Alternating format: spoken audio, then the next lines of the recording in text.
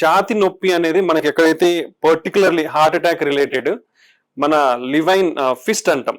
అంటే మన ఫిస్ట్ తో ఇలా ప్రెషర్ పెట్టి చూపిస్తాం అనమాట.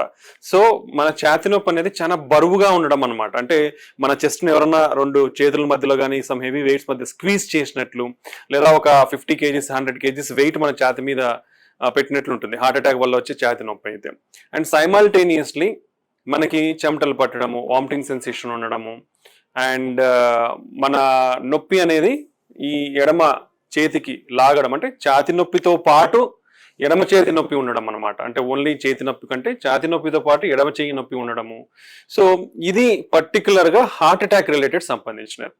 సెకండ్ థింగ్, గ్యాస్ట్రైటిస్ లో ఎలా ఉంటుందంటే మనకు గ్యాస్ట్రైటిస్ లో యూజువల్లీ బర్నింగ్ సెన్సేషన్ అంటాం, అంటే మంటగా ఉండడం అనమాట. ఆ మంట అనేది మనకి ఇక్కడ పొత్తి కడుపులో నుంచి స్టార్ట్ అయ్యి మనకి ఇక్కడైతే ఈసోఫాగస్ అంటాం, అంటే ఈ ఆహారం వెళ్ళే మార్గం అనమాట. సో ఇక్కడ నుంచి రిఫ్లక్స్ డిసీజ్, అంటే యాసిడ్ అనేది పైకి వస్తుంది కాబట్టి పొత్తి కడుపు నుంచి మంట అనేది మన గొంతు వరకు వస్తుంది అనమాట. దీంతో పాటు తేంపులు రావడము, బెల్చింగ్స్ అంటాము, బెల్చింగ్స్ బర్పింగ్స్ అంటాం. సో తేంపులు రావడము ఇలా ఉంటే అది గ్యాస్ట్రైటిస్ రిలేటెడ్.